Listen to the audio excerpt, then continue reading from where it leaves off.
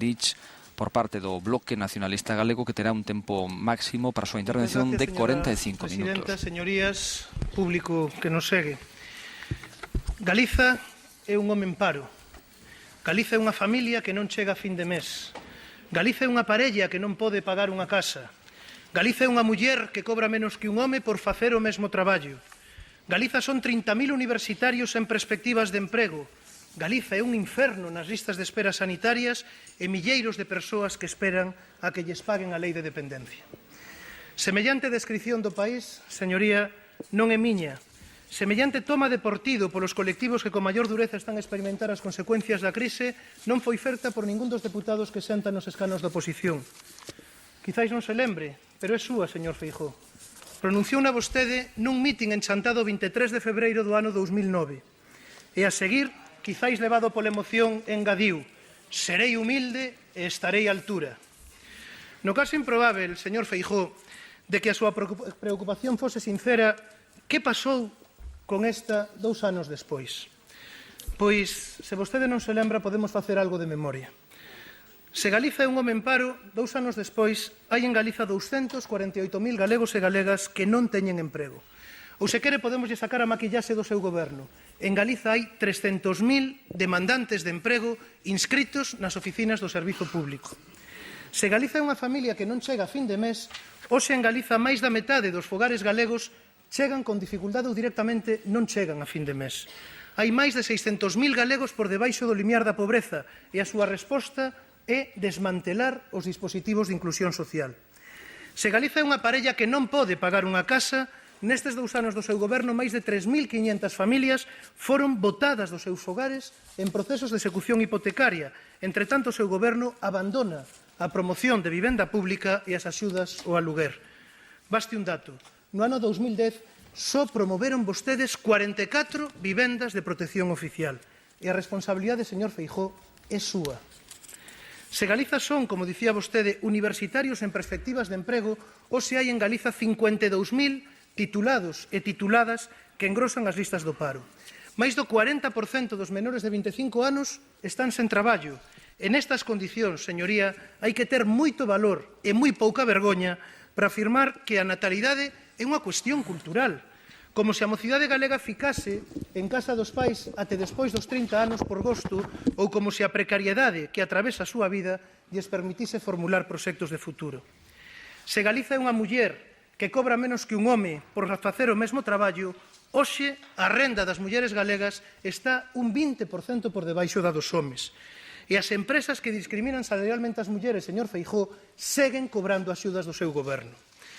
Son as mulleres as que con máis dureza están a experimentar as consecuencias da crise. Só no ano pasado, 22.800 mulleres en Galiza perderon o seu emprego e o seu goberno non presentou ningún plano específico.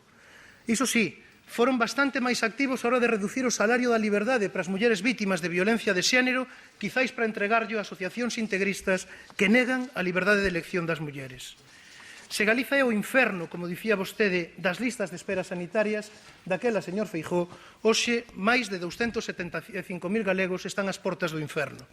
A espera dunha proba, a espera dunha consulta ou a espera dunha intervención cirúrxica. A súa resposta é que, mentras inflaman as listas de espera, vostedes reducen o número de operacións que se practican nos hospitais do Sergas. E, en fin, se Galiza son milleiros de dependentes que agardan por unha prestación, hoxe máis de 43.000 persoas esperan que o goberno faga efectiva a prestación que xa teñen recoñecida. Teñen dereito, pero non a disfrutan.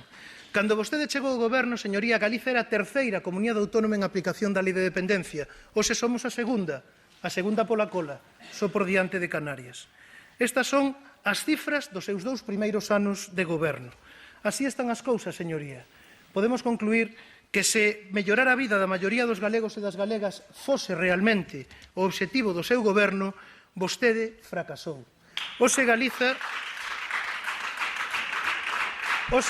señoría, está pior, moito pior que hai 2 anos. E, aínda que vostede non o recoñeza, os galegos na súa vida diaria sábeno ben. Vostede fracasou. Mais sendo importante saber onde estamos, o que interesa de verdade é saber cara onde imos.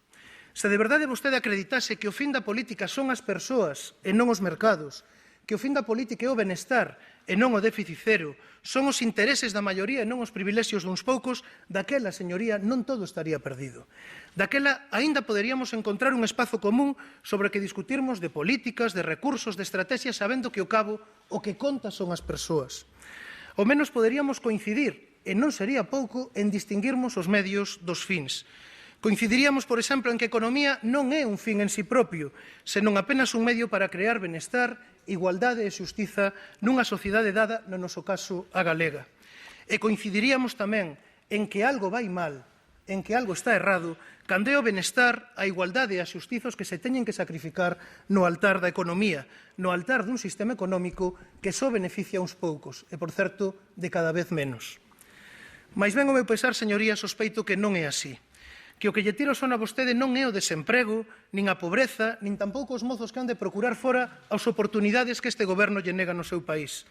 O único que a vostede de verdade lle tira o sono é servir os seus patróns políticos e empresariais, cos que comparte, con eles sí, a idea de que Galicia e os galegos son apenas un medio co que lograr o medre político e persoal.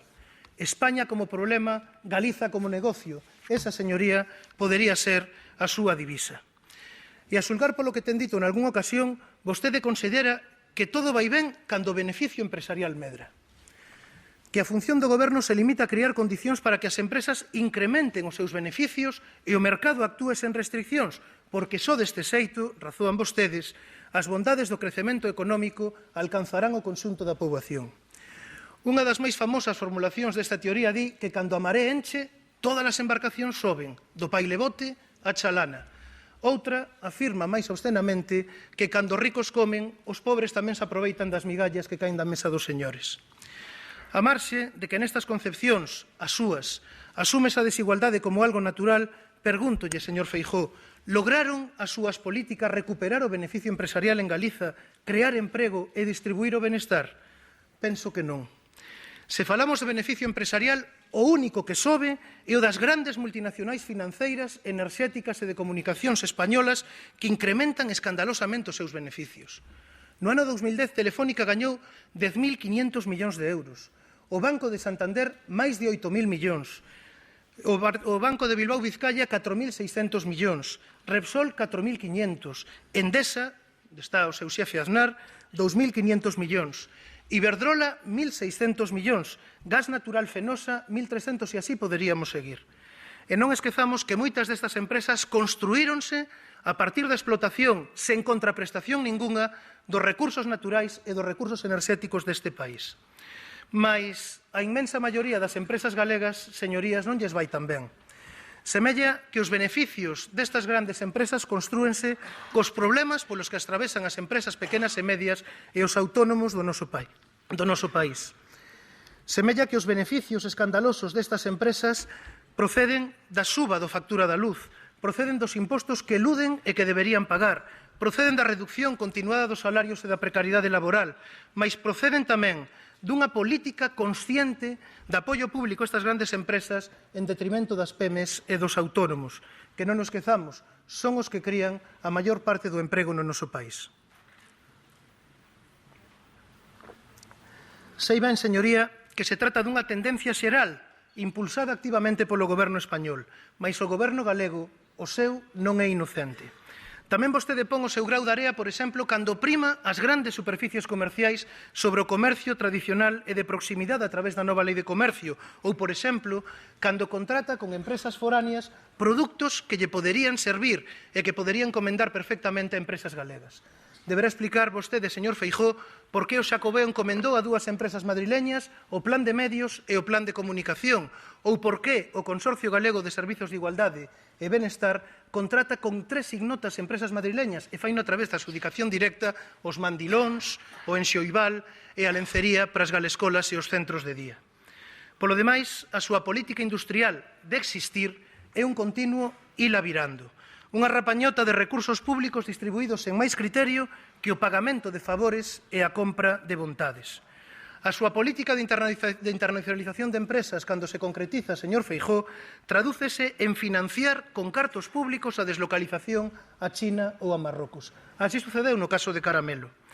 Mais mesmo así, veñen de entregarlle 18 millóns de euros á Confederación Empresarial do seu amigo Fontenla, seica para fomentar a internacionalización das empresas galegas. Parques industriais como os da Costa da Morte levan 2 anos desde que vostede chegou ao goberno á espera de que a Xunta promova a instalación de empresas. Outros, como os de Tomiño, neles a construción ficou parada sine die e sen ningunha explicación por parte do seu goberno. Podemos falar, se quere, de reequilibrio territorial. Os planos Impulsa Lugo e Impulsa Ourense, dotados apenas con 4.800.000 euros en 2011, non evitaron nin que o seu goberno reducise drásticamente o investimento nestas provincias, nin que nelas, como no resto do país, a pobreza e o desemprego sigan a se estender de xeito escandaloso. Quizáis, cando esta mañán vostede falaba do investimento estranxeiro, estábase referindo a ese hotel de luxo de 5 estrelas construído en Sober, na Ribeira Sacra. Ese foi un dos grandes logros do Plan Impulsa Lugo. A Xunta de Galiza subvenciona con 2.800.000 euros a un empresario madrileño que agora debe dar xa 700.000 euros aos seus provedores. Os provedores, ese sí, todos da comarca, todos galegos. Un gran éxito, señor Feijóo. A vista desta política non é de extrañar que a produción industrial caia en Barrena. No último ano, o índice de produción industrial reduciuse en Galiza un 2%, en tanto medrou un 6% no conxunto do Estado. E se non lle abonda anterior, se lle dá a risa, lembre o prezo do leite, un prezo que xa non compensa a suba dos cereais e dos combustíveis. En só 2 anos, o seu goberno logrou que pechasen máis de 1.500 explotacións gandeiras e, ademais, non aprobaron ningunha actuación, ningún plano para apoiar o sector e dinamizar o medio rural. Se non lle chega, podelle somar tamén a crise do sector pesqueiro. Un sector pesqueiro que segue a pagar as consecuencias dunha política pesqueira común que discrimina o noso país, que segue a pagar as consecuencias de acordos asinados pola Unión Europea con terceiros estados como Papúa Nova Guiné, claramente lesivos para o noso sector conserveiro, e que segue a pagar as consecuencias dunha consellería inoperante máis pendente dos portos deportivos en Sada, vexo que non está o señor Negreira, ou de encher con gaiolas de salmón a ría de Muros e Noia, que de atender as necesidades dun sector que, ao seu pesar, segue sendo un sector estratégico para o noso país. Señor Feijóo, cando pensa defender a produción da galega da competencia desleal? Cando pensa defender a Galiza do mexillón chileno que se enlata como galego, do peixe noruegués que inunda os nosos mercados con arancel cero ou do leite francés que deita abaixo o prezo do noso utilizado como reclamo nos lineais das grandes superficies? Esa é a súa responsabilidade, señor Feijóo. Esa é a súa responsabilidade. E se aínda non lle chega, podelle sumar os 3.000 postos de traballo que nos vai costar o decreto do carbón que o seu partido apoiou en Madrid. Podelle sumar o fiasco dun concurso eólico que pon en mans de gas natural Fenosa o noso vento a cambio de nada, porque vostede sabe, igual que a min, que os postos de traballo e os planos industriais son puramente virtuais. Pero non o digo eu, xa o dixo o seu conselleiro Guerra. A Xunta non quere ter un papel protagonista na recuperación económica. Que llo pregunten os traballadores de Clesa en Caldas, verdade, señor Guerra? Que llo pregunten os traballadores de Mesa en Coirós que ainda están á espera de ser recibidos pola Conselleira de Traballo e Benestar. Non, vostedes non teñen ningún papel, nin protagonista, nin secundario. De teren algún sería o de enterradores. 3 expedientes de regulación de emprego diarios e máis de 18.000 traballadores e traballadoras afectadas no ano 2010. Ese é o seu papel e o seu contributo á creación de emprego e á reactivación económica. Podemos falar da obra pública. Aquí tamén se ven as consecuencias da nugalla do seu goberno. No último trimestre do ano 2010, a licitación pública caíu en Galiza máis do dobre que no conxunto do Estado. Caíu un 74%, ni máis ni menos, señor Feijóo. Deben ser as consecuencias da estabilidade orzamental. E isto, repítollo, é responsabilidade directa súa. E tampouco parece que o seu goberno estexa moi preocupado por mudar o padrón de crecemento, por camiñarmos cara a unha economía máis intensiva en coñecemento e máis sustentável. Mais ben diría que todo o contrario. Canto o I+D+I, comparemos. No ano 2008, o goberno anterior puxo e financiou 589 prazas de investigadores e tecnólogos.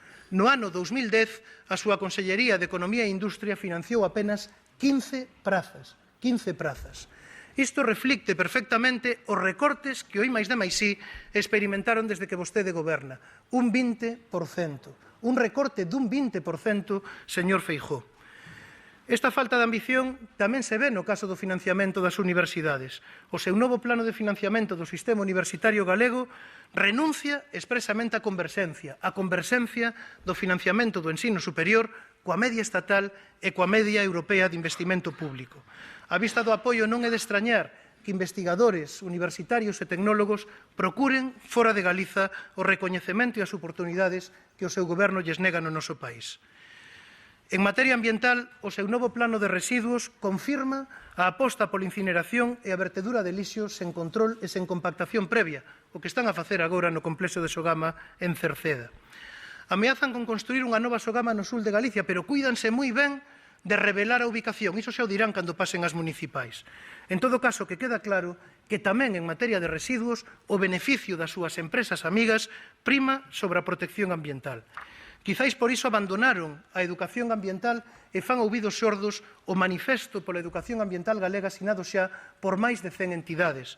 Pretenden, seguramente, que a xente quede en ignorancia e a vista do que está a suceder en Xapón, o mellor é facer como Aznar e defender directamente a enerxía nuclear. Seguro que sí. A súa actuación, señoría, en materia de servizos públicos é ben demostrativa da ideoloxía que profesa e dos intereses aos que vostede serve. Se o servizo é rentable, privatizámolo.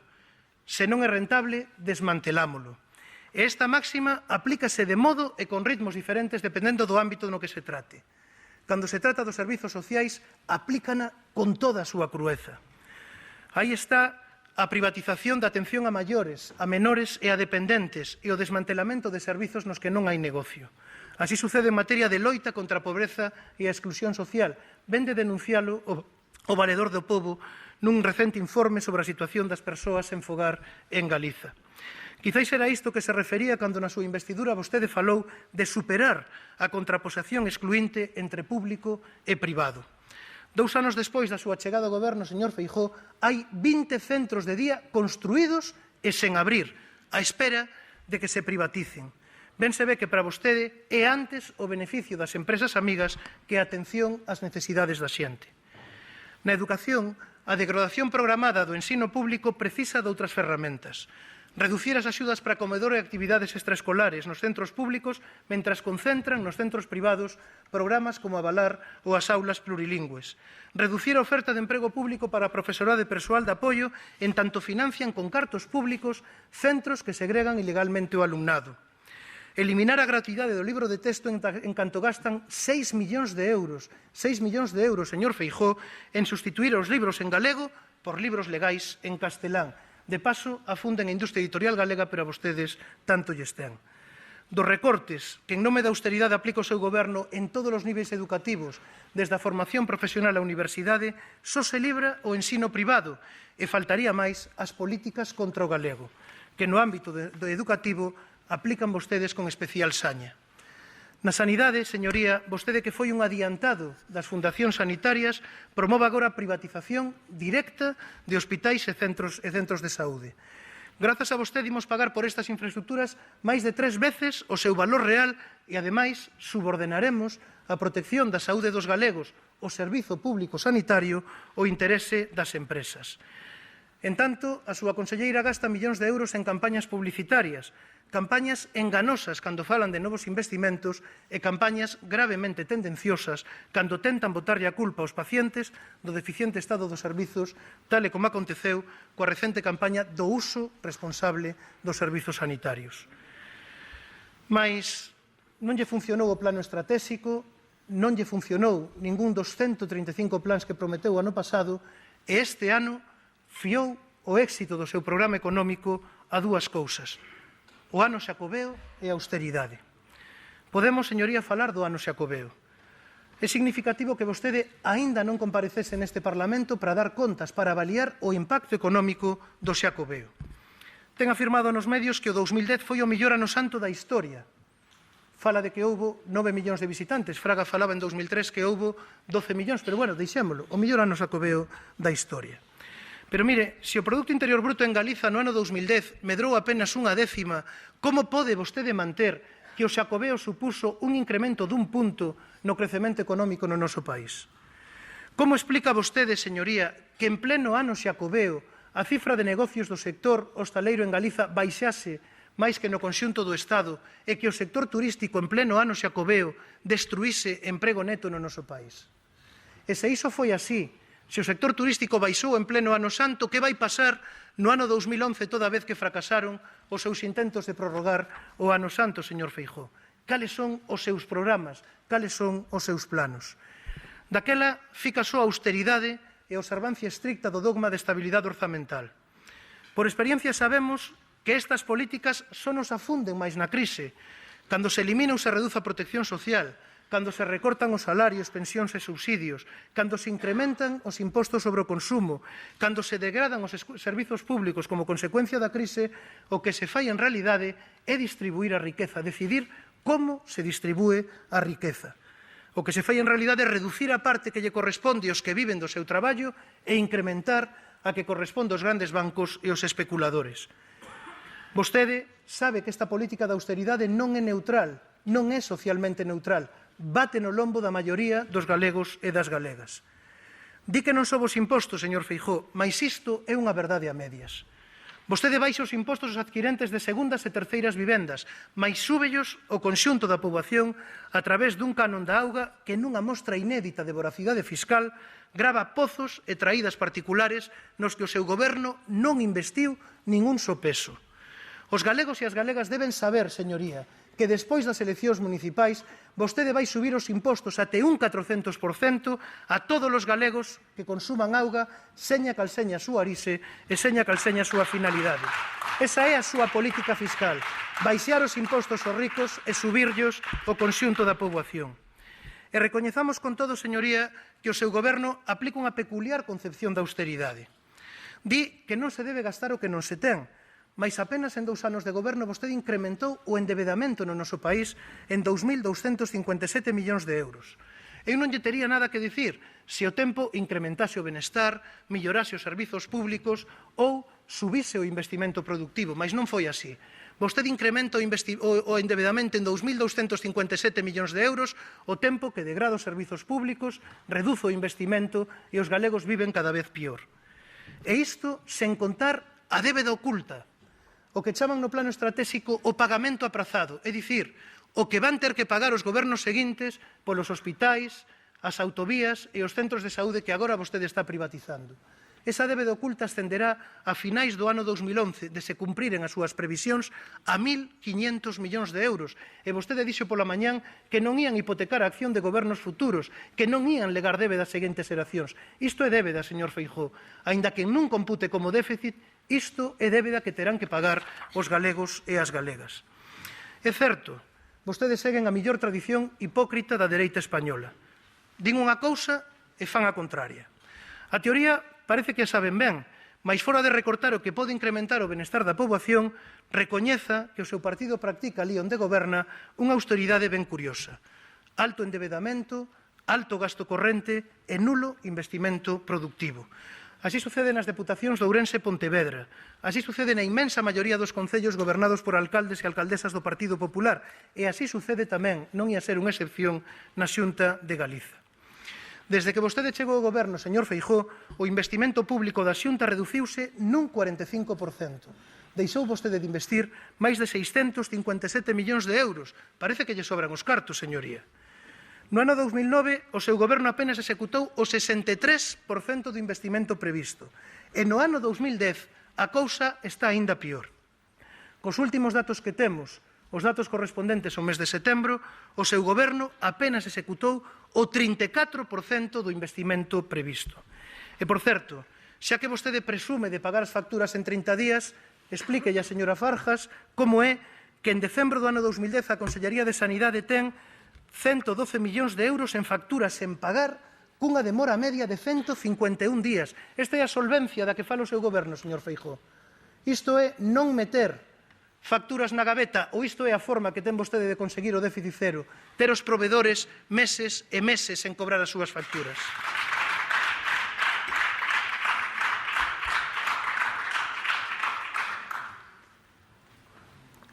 En conclusión, señor Feijóo, Galiza hoxe está pior, moito pior do que estaba hai 2 anos. Vostede é un mal xestor, incapaz de ofrecer a este país o desenvolvemento económico e o benestar que a sociedade galega demanda. Mais falemos agora, se lle parece, doutra das súas promesas. Ou se falou pola mañán da necesidade de rexenerar a vida pública, de recuperar a confianza dos cidadáns. Home, vostede non caiu en paracaídas hoxe pola mañán, vostede é quen, cando presidía a oposición, quen dirixía a oposición, non tendeu nunca man o goberno. Vostede é o que protagonizou unha campaña electoral das máis sucias que se recordan na historia de Galiza, pero vostede tamén, señor Feijóo, o que prometeu nesa campaña erradicar o enchufismo e o clientelismo e non volver falar deles en 4 anos. Dixo tamén daquela, se cometemos erros pedirei perdón, pero sempre despois de depurar responsabilidades. E mire, erros cometeu abondo, responsabilidades non depurou absolutamente ningunha. E desde logo non foi por falta de oportunidades, señoría, nin no seo do seu goberno, nin do seu partido, nin nos concellos e nas deputacións onde vostedes gobernan. A non ser que a súa forma de depurar responsabilidades é esa que practicou o pasado 24 de febreiro en Ourense. Ali, cando un periodista preguntoulle que opinaba da política de contratación do señor Baltar, contestou que agora vou para Xinzo e despois vou para Celanova. É unha boa forma, desde logo, de depurar responsabilidades, desde logo que sí.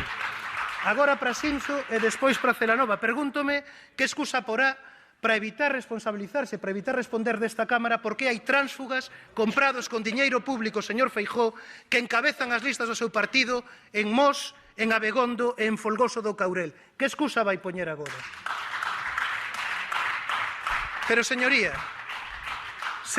non é só que vostede tolere as irregularidades que cometen os militantes e os altos cargos do seu partido, non. É que vostede promove directamente o incumprimento da lei. O día seguir de se aprobar no Congreso o informe que aconsellaba reformar a legislación electoral para limitar o voto aos residentes no Concello, dicir, para que os emigrantes non voten nas eleccións municipais, vostede instou os seus alcaldes e alcaldesas a empadronar os residentes no exterior, a empadronar no Concello os emigrantes e os seus descendentes. Técnicamente isto é inducción a fraude. Inducción a fraude electoral, teñen experiencia. Inducción a fraude fiscal, inducción tamén a fraude no acceso aos servizos públicos. Pero xa se ve que a súa preocupación pola emigración era sincera. En canto remataron coa reforma da Lei Orgánica do Réxime Electoral as posibilidades de manipular o voto emigrante, vostedes desentenderonse do Hospital do Centro Galego de Bos Aires. Era unha preocupación sincera, señor Feijóo. Os emigrantes hoxe interesan como mercadoría electoral ou como oportunidade de negocio. Acabado o negocio, acabada a manipulación. Para vostedes acabouse a Galiza exterior. Acabouse a Galiza exterior. Aínda que podo concederlle que quizáis o problema sexa noso. Dos que non entendemos esa peculiar concepción que vostede ten do Estado de Dereito e do imperio da lei. Esa que aplicou, por exemplo, no caso Barreiros, lembra? Cando investiu 9 millóns de euros públicos en legalizar 5.800 vivendas construídas irregularmente, é dicer, pagando con diñeiro de todos os gastos de urbanización e de conexión ás redes xerais que coa lei na man debería ter pagado o promotor. Daquela, esa peculiar concepción que ten vostede do imperio da lei levouno non a castigar os infractores, senón a destituir o director da Axencia de Protección da Legalidade Urbanística para sustituílo por unha funcionaria dócil, unha funcionaria que xa demostrara o seu bon facer no Concello de Sanxenxo. Esta, señoría, é o seu compromiso cun urbanismo, como dixo pola mañán, claro e transparente. O mesmo compromiso que reflicte cando mantén a Telmo Martín como candidato á alcaldía de Pontevedra. Exactamente o mesmo. E falando de enchufismo, señoría, falando de enchufismo, en apenas 2 anos de goberno conxugou vostede todo o catálogo de irregularidades posíveis no acceso ao emprego público.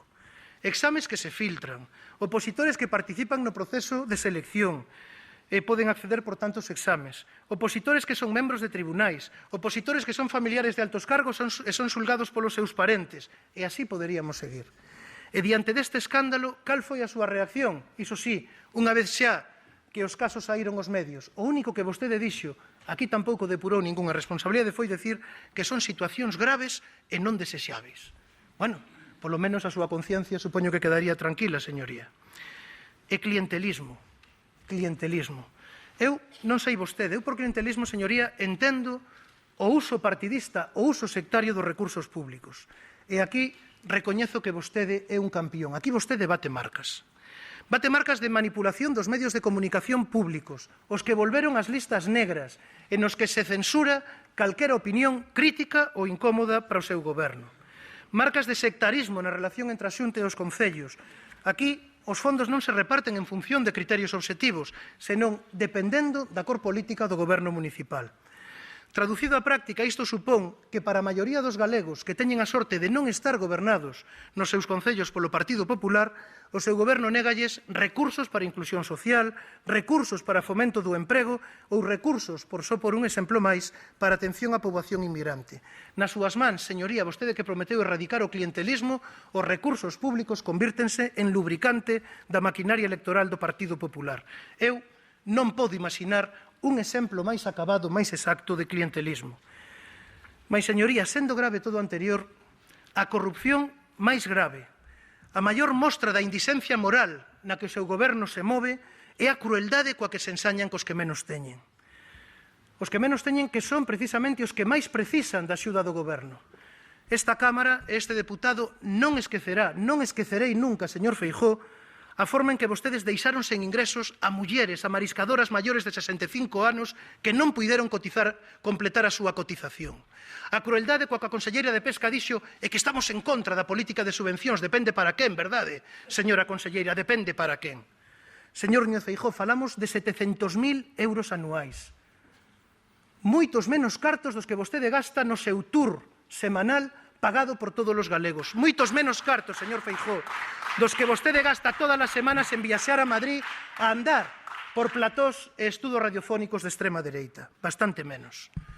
Así as cousas non se extrañe, señoría, de que se vaya estendendo a idea de que vostede non é unha persoa de fiar, de que vostede carece de principios e de escrúpulos, e de que só se move polo seu interese persoal e o do seu partido.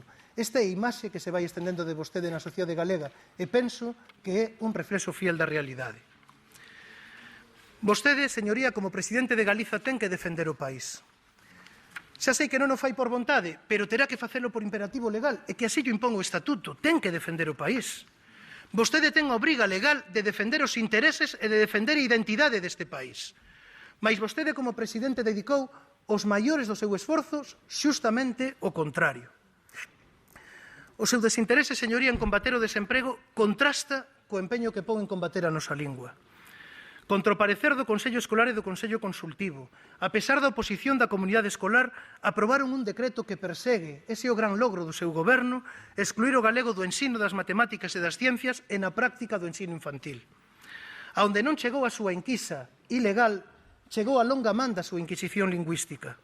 A pesar de que máis do 40% dos pais e das nais das cidades escolleron para os seus fillos en infantil ensino en galego, só o 10% das aulas das cidades de ensino infantil están en galego, señor Feijóo. Eu pregúntome se esta é a liberdade lingüística da que vostede presume.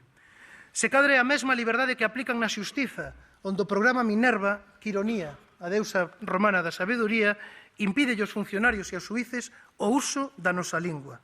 Ou se cadra tamén esas campañas publicitarias nas que o galego cada vez ten menos presenza e o galego que se emprega cada vez é de menor calidade.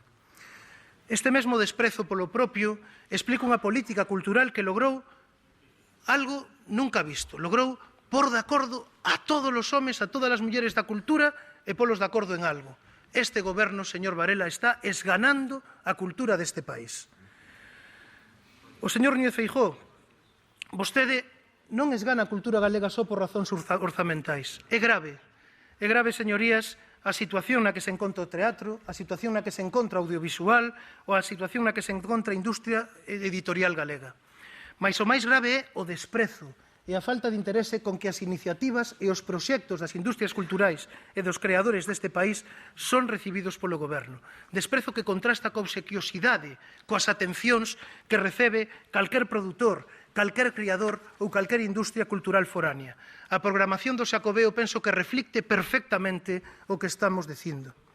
E mesmo así, señoría, a pesar de você, que diría Caetano Veloso, a nosa lingua e a nosa cultura resisten. Resisten incorporando novos falantes e novos apreciadores do valor do noso. Como nos tempos do franquismo, resisten, a pesar dun goberno que non por casualidade liga a persecución contra o galego con políticas antidemocráticas e políticas antisociais. Vostede, Feijóo, pasará non pasará a historia, penso que pasará máis ben o vertedeiro da historia, pero a nosa lingua seguirá viva grazas a milleiros de galegos e de galegas que, a diferenza de vostede, quérenlle a este país e que queren un futuro de Galiza ligado ao futuro da nosa lingua. Citando a Couceiro Freijomil, vostede comprometeuse, señor Feijóo, na súa investidura a considerar sempre a Galiza con un fin en si mesmo. Mais a súa acción de goberno demostra absolutamente todo o contrario. A confesión de que carece de competencias para afrontar a crise, cando en realidade non promove o novo estatuto que lle permitiría largalas, o enfrontamento permanente e estéril co goberno español, contrasta con outras épocas e con outros gobernos de Galiza nos que vostede tamén estaba, nos que a actitude era xustamente a contraria. Lembra vostede aquela xunta de Galiza da que vostede era vicepresidente que xustificaba casi ate humillación o desprecio e a agresión que o presidente Aznar dedicou ao noso país? O caso é manter a condición subalterna de Galiza. O caso é non utilizar o autogoberno para resolver os problemas do país. Parafraseando a Castelao, o caso é evitar que tomemos conciencia do que fomos, do que somos e do que poderíamos ser con vida independente. Nin empregan as competencias que teñen, nin reclaman as que lle faltan. Non vai a ser que nos afagamos a gobernarnos a nós mesmos. Se cadra, siguen vostedes, como dicía o informe da FAES, que os intereses locais non primen sobre os intereses generalistas de partido. Dito máis claramente, siguen vostedes as recomendacións do Partido Popular que quere que Galiza estexa gobernada desde a Rúa Xénova de Madrid.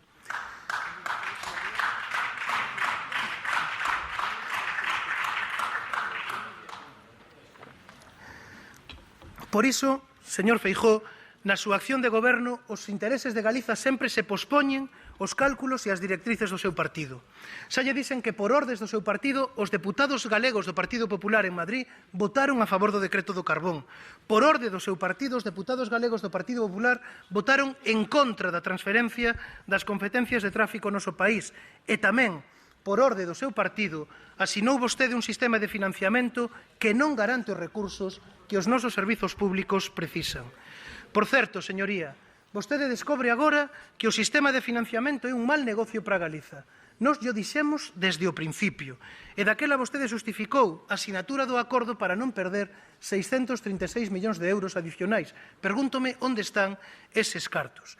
Agora, láiase de que o Estado lle debe 800 millóns de euros, a pesar de que no capítulo de ingresos dos orzamentos para 2011 só aparecen 243. Os 243 correspondentes ao Fondo de Cooperación. Señoría, nos defenderemos sempre un bon financiamento para Galiza, pero vostede terá que recoñecer que esta forma de actuar non é seria. E se quere, podemos falar das caixas. Tamén aquí, por orde do seu partido, os deputados galegos do Partido Popular votaron primeiro o ano pasado a favor dunha modificación da Lorca que abriu a porta á privatización das caixas. E agora acaban de favorecer coa súa abstención cómplice o golpe de gracia da Caixa Galega.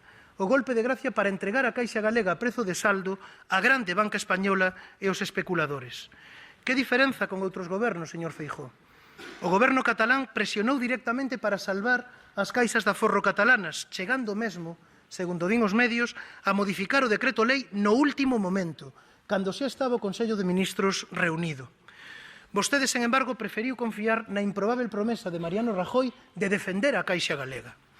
Acaso pensaba vostede, señor Feijóo, que para Mariano Rajoy pesaba máis Nova Caixa Galicia que Caja Madrid? Ou se enganaba vostede, señoría, ou o que quería era enganarnos a todos os demais?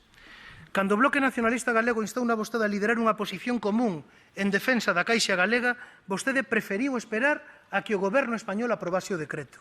Pero, señor Feijóo, o que debería ter feito é precisamente o contrario. O que debería ter feito é cuestionar o dereito do goberno español a marcar as regras do xogo. O que debería ter feito é exercer e defender as nosas competencias e defender de paso a nosa Caixa. E agora, cando vostede xa meteu o barco nas pedras, agora é cando pede axuda. Tarde demais, señoría, cando as opcións de manter unha Caixa xa son moi reducidas. Nos sempre tivemos a man tendida para impugnar o decreto lei, mas para impugnar o decreto lei no Tribunal Constitucional, vostede non precisa ningunha axuda. O único que ten que facer é, este xoves, pasado mañán, tomar a decisión no Consello da Xunta. Depende só de vostede. Para negociar co Banco de España non precisa vostede de ningunha axuda. E se o que pretende, señor Feijóo, é un fin indoloro da Caixa Galega, se pretende pactar que calemos mentras a Caixa Galega marcha de Galiza, aí, desde logo, non pode contar co Bloque Nacionalista Galego. Penso que para ese viaxe ten vostede millores compañeiros, aqueles cos que pactou en Madrid a modificar a Lorca e aqueles cos que acordou aquí blindar nos seus postos os vellos directivos das caixas. Vellos directivos que, digo eu, algo terán que ver coa situación na que Nova Caixa Galicia se encontra. Ao longo de todo este proceso, señor Feijóo, o Bloque Nacionalista Galego mantivo con coherencia a defensa dunha Caixa Galega. Unha nova lei, dicíamos, para asegurar o carácter social e o control público da Caixa. Unha nova Caixa procedente da fusión de Caixa Nova e de Caixa Galicia. E, desde logo, novas persoas ao frente. Novas persoas ao frente para liderar unha nova xeira marcada polo compromiso co país. Nós sempre estivemos do mesmo lado. Lamento, sinceramente, señor Feijóo, que vostede non poida dicir o mismo. Lamento porque nos tería ido a todos moito mellor. Podemos concluir, señoría, que vostede non está a defender os intereses de Galiza, que vostede renuncia a exercer as competencias coas que conta e evita demandar as que lle faltan, que vostede despreza a nosa lingua e a nosa cultura propias e que, por seguir as ordes do seu partido en Madrid, vostede fracasou en todas as negociacións que acometeu, seña para mellorar o noso financiamento, seña para manter unha Caixa Galega. E mire,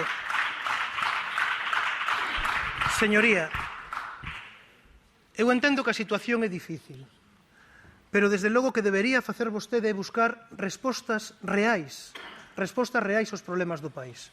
E as respostas reais aos problemas do país non son nin a propaganda nin a ideoloxía.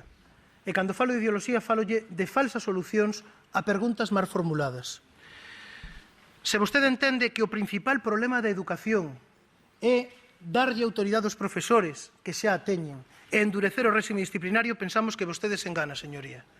O principal problema da educación é que vostedes recortan fondos, recortan profesorado, recortan medios, e que eses recortes impiden que os centros públicos, os colexios, os institutos podan xestionar a diversidade crecente das nosas aulas. Se vostede entende que a xuventude e as mulleres son os culpables da baixa natalidade, vostede engánase, señor Feijóo. O que ten que facer, se quere mellorar a natalidade, non é aprobar leis propagandísticas, o que ten que facer é mellorar o acceso á vivenda, é mellorar os salarios, é rematar coa precariedade juvenil, é defender os dereitos das mulleres. Iso é o que ten que facer. E, desde logo, falando de xuventude, resulta-me inquietante, de verdade, algo que di ao seu proxecto de lei. Vostedes, a xuventude, venseña cando falan do botellón, cando falan da lei de familia, intentan deitar sobre eles unha sombra de dúbida permanente. Os jóvenes son vándalos, son lacazáns que non saben atender. Sí. Mire, sabe o que di, e que seguramente non o leu a señora conselleira, sabe o que di o artigo 50 do anteproxecto de lei de familia, señor Feijóo? O artigo 50 do anteproxecto de lei de familia di que os menores deben manter un comportamento cívico. Estamos de acordo, pero supoño que este deber hai que referir ao conxunto da poboación. Supoño que tamén haberá que referir aos candidatos e candidatas do Partido Popular, verdade, señor Feijóo? Supoño que sí. Eles tamén deben ter un comportamento cívico, señoría. Por tanto, é un sarcasmo que vostedes insistan en criminalizar a mocidade cando eles son as principais vítimas das políticas que vostede practica. Consumiu vostede, señor Feijóo, a primeira parte da legislatura. Consumiu vostede esa parte na que os gobernos formulan os seus proxectos e reformas de maior alento. E o seu goberno está esgotado. E non llo digo eu, dille un destacado deputado do seu grupo, o señor Puy. O señor Puy acaba de afirmar que Feijóo pretende esgotar a legislatura. Penso que ten razón. O señor Puy, penso que é un bon deputado da oposición, el saberá por qué.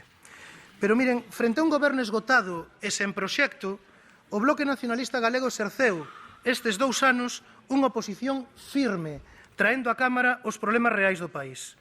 A defensa dos servizos públicos, a defensa dos dereitos dos traballadores, a defensa da nosa lingua e dos nosos sectores productivos tiveron voz neste hemiciclo grazas ao Bloque Nacionalista Galego.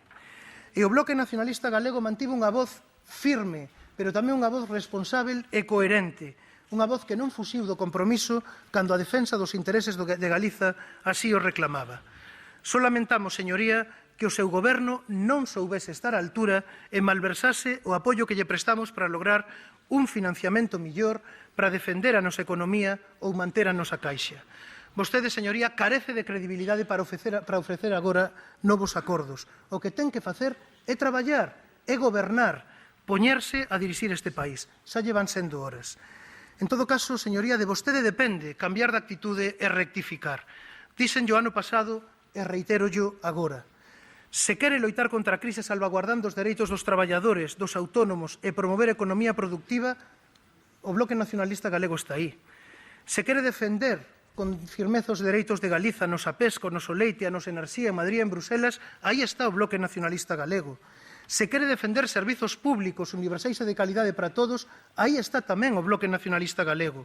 Se quere volver o consenso lingüístico representado na Lei de Normalización e no Plano Xeral de Normalización Lingüística, aí está o Bloque Nacionalista Galego. Se está disposta a promover no Parlamento a elaboración dun novo estatuto que iguale o noso estatus ao de Euskadi e Cataluña, que amplíe as nosas competencias, que mellore o financiamento e estableza a igualdade real entre o galego e o castelán, tamén aí está o Bloque Nacionalista Galego.